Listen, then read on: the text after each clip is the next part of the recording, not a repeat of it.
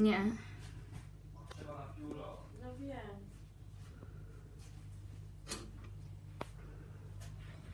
On je te pióro. O, to weź mu. Weź wypluj! Leo! On żera! Głupi, najpierw szczeka, teraz szczeka. Chodź tutaj.